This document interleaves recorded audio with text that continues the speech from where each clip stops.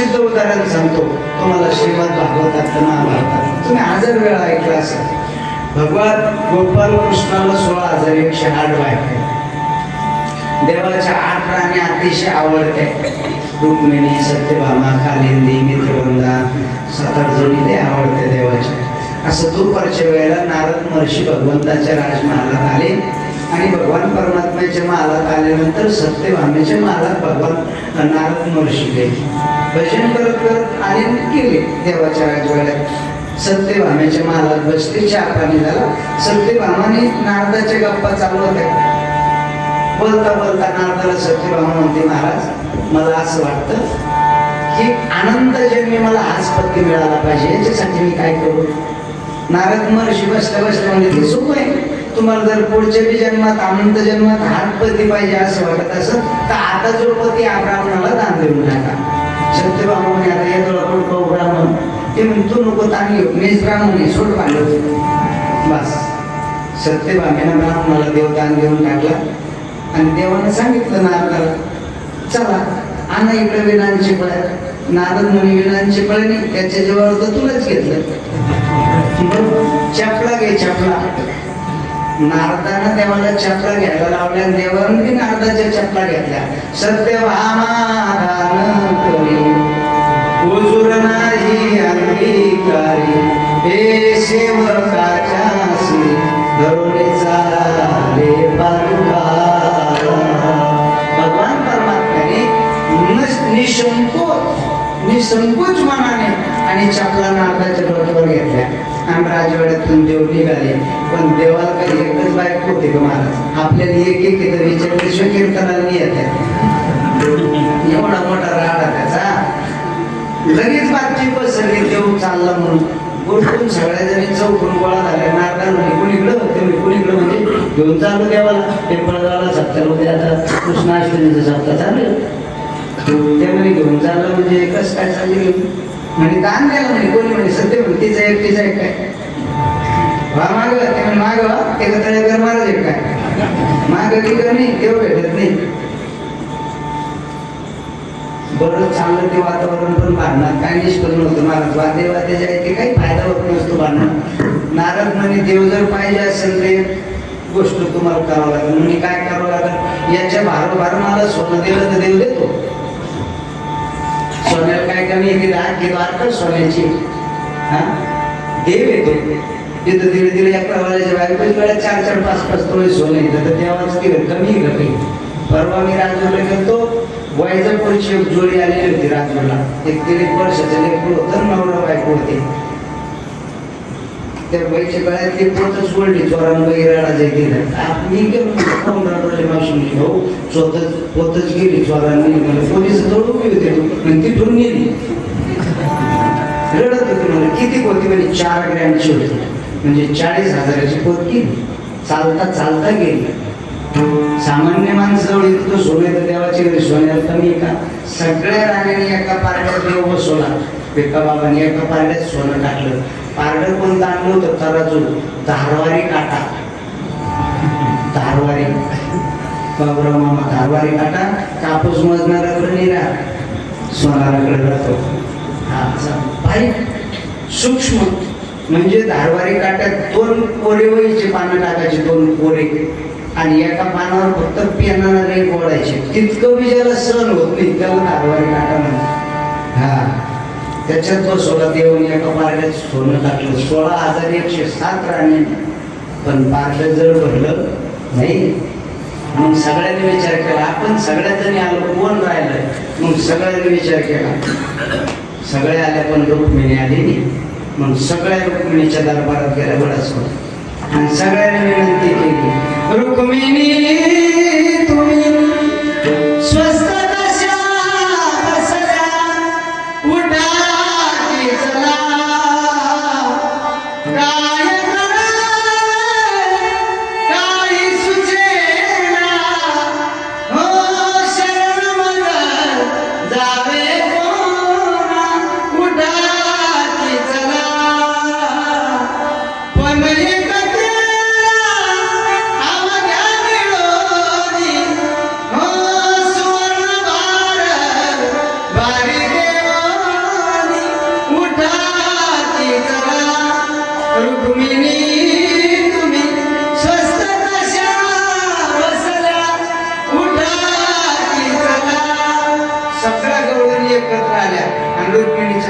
समोर गेल्या, विनंती केली, पण एक केला अवघ्या मिळवणी, सुवर्ण भार भारी देवणी.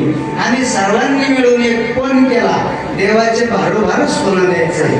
सगळ्या राणींनी सोनं टाकलं, पण पाहिलं काय जड भरत, तुम्हीच राहिल्या एकट्या. शांत बसल्या तुम्ही. देव जाण्याची वेळ आली, रुक्मिणी घरातून उठली. एक सोन्याचा फुटका मणी सुद्धा आई साहेबांना गळ्यातून काढला नाही. फक्त असा पदर पुढं वडला थोडा, आणि अंगणात आल्यानंतर एक तुळशीचं पान तोडलं. शांतीप्रभू एकनाथ महाराज वर्णन करतात, सगळ्या गवळणीनं विनंती केल्यावर रुक्मिणी उठली. सतवन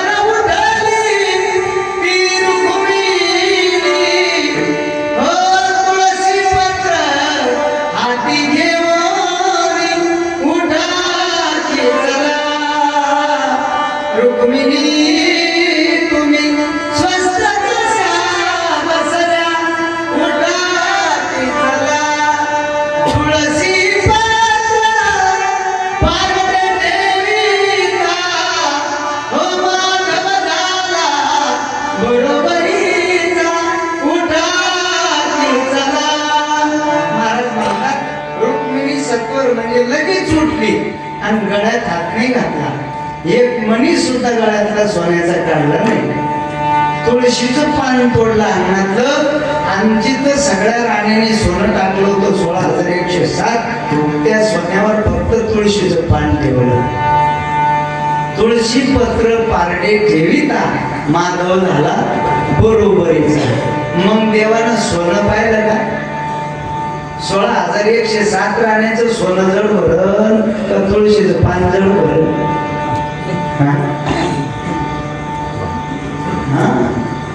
पण देवानं पाहिलं का सोनं? नाथ महाराज म्हणतात, देव काय पाहतो?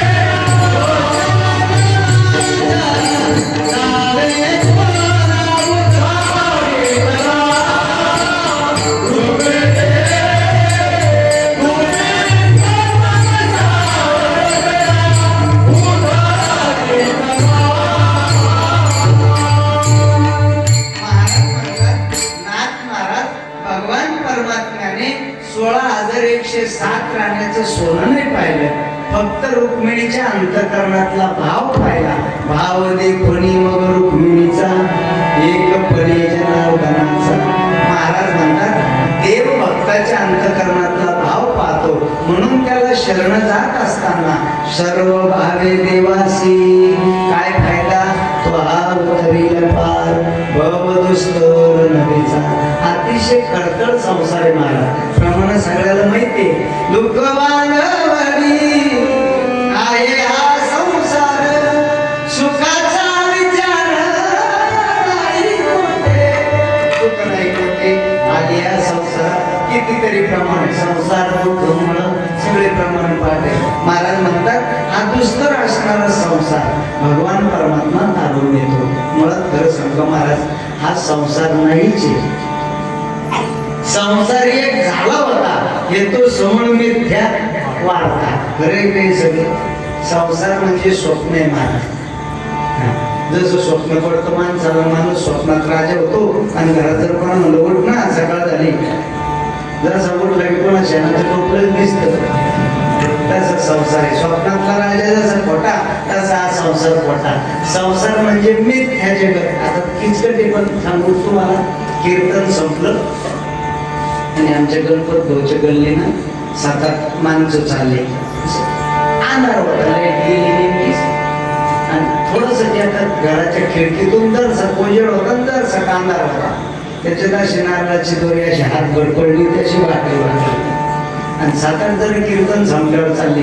जे पुढचं होतं त्याला ते पड सावले दोरी दिसते त्यांना आया बापरे मागचा मला काय रे सरळ पुढे तेव्हा काय हाताच्या मागून पायवर करून पाय पण पुढे जायने तेव्हा काय कुठे तेव्हा काय सगळे तेव्हा काय लांबूनच अर्धा उजेड आणि अर्धा अंधार होता. मंद अंधकार म्हणतात त्याला शास्त्राच्या भाषेत. त्याच्यात त्याला दोरी सरळ दिसायला लागली. काय दोरी नारळाची कुणाशी वाकडी तिकडी पडली. अरे बापरे सरळ माणसासारखे माणसं पण जागेवर थांबले. अंधार होता जवळ बॅटरी काहीच करताय ना. त्याशी गर्दी झाली म्हणून 2-4 पुन्हा मागून गेले. काय झालं सरळ सगळे लांबून सरळ अर्धा तास जमा झाले. घरातून एक कुठलं काय झालं सरळ थांबा बॅटरी आणतो. मग त्यानं घरातून वाटेवरूनच बॅटरी घाली. कुठे तिथं बॅटरी पाण्यावर दोरी येते पण कधी दोरी येते पण कधी उजेडात का अंधारात. कधी कळालं खरं तर नाही दोरी उजेड पडला. उजेड म्हणजे ज्ञानाचा प्रकाश जोपर्यंत अंतःकरणात पडत नाही अंतःकरणातला जोपर्यंत अंधार जात नाही तोपर्यंत दोरीचं यथार्थ ज्ञान होत नाही. तोपर्यंत तुम्हाला दोरीवरचा साप कळत असंच चाललंय सगळे आत ज्ञानातच महाराज. कोणाकडे भरपूर काही नाही काही समजत नाही. माणसा असेला संसार नाहीच आहे. संसाराचा भास आहे माणसाला. हा काहीच नाही महाराज. आता जर सगळं राहिलं पा हे एकदा पोरीचं लग्न झालं का मोकळा शिनी मोकळा नाही तू. आता लग्न झालं की पुढच्या वर्षी नातू होतं झालं पण आजोबा मोकळं नाही. संसार मिळते महाराज म्हणतात.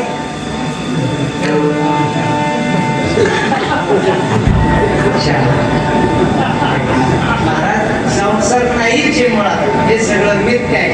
घनिष्ठ आहे मोठा आहे. महाराज म्हणतात दूर आहे. हा संसारातून तारून नेण्याचं काम भगवान परमात्मा करतो. काय कारण त्याचा स्वभाव बहु आहे करुणावंत आनंद हे अनंत नाव आहे त्याला. तुम्हाला वाटेल त्या पद्धतीने त्याला तुम्ही बघू शकता. अनंत रूपे अनंत वेशे देखील ज्ञात्यासी देखील ज्ञात्यासी बापर उमा देवीवर पुन्हा बांधली कैसी. भगवान परमात्म्याला अनंत नाव आहे. सगळ्याला शिलोडला जाणे फक्त कोणी कारखान्यामध्ये इकडून उठून जातं कोणी इकडून तांड्याकडून जातं कोणी तिकडून वरड टेकडून जातं. जाणं कुठे सगळ्याला कोणी पुन्हा जा फक्त बजा. महाराज म्हणतात अनंत नाव आहे त्याला. तुम्ही काही म्हणा राम म्हणा कृष्ण म्हणा गोविंद म्हणा गोपाळ म्हणा काही म्हणा फक्त म्हणा. महाराज म्हणतात त्याला भजा. अनंत नाव तो भगवान परमात्मा आहे. त्याचा स्वभाव बहु आहे करुणावंत अनंत हे नाम. कितीतरी भक्ताच्या संकटामध्ये त्याला जाऊन मात केली आणि मदतही केली. हा अभंग पाहून घ्या तुम्ही. नको ते कामदेव भक्ताचे करतो महाराज. फक्त भावनेनं त्याला शिकवून गेलं पाहिजे.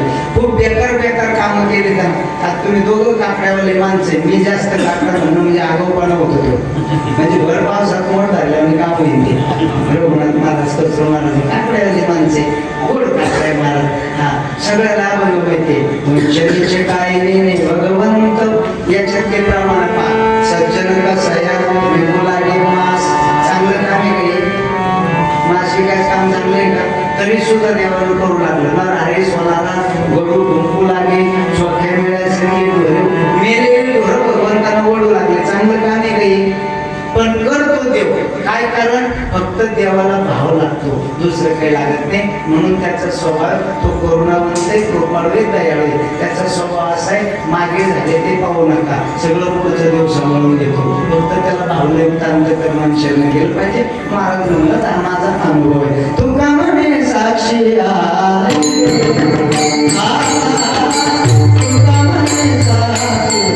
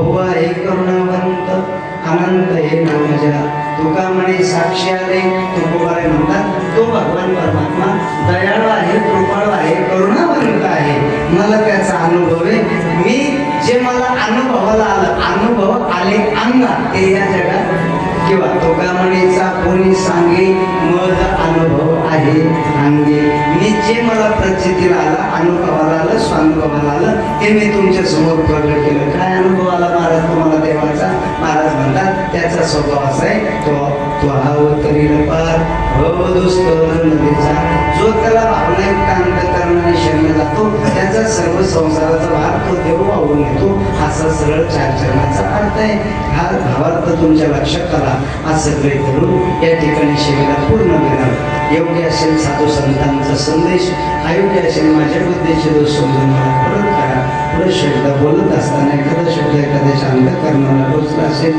आईवडिलाचं अंतःकरण करून क्षमा असावी कीर्तनासाठी उपस्थित परमपूज्य बाबा भिक्का बाबा वारवेली कचू महाराज पवन महाराज संदीप महाराज कळम बाबा कुमावत बाबा कचरू महाराज कैलास महाराज सर्व वारकरी मंडळी अशोक बाबा रघुनाथ महाराज सगळे मंडळी प्रेमाचे आहे ओरडून आलेल्यांची गणेश भाऊ सगळे भजनी मंडळी परिसरातले भजनी मंडळी सर्वांच्या चरणी नतमस्तक होतो विठ्ठल बाबा खरा सर्वांच्या चरणी नतमस्तक होतो ही शिवाय समर्पित करतो.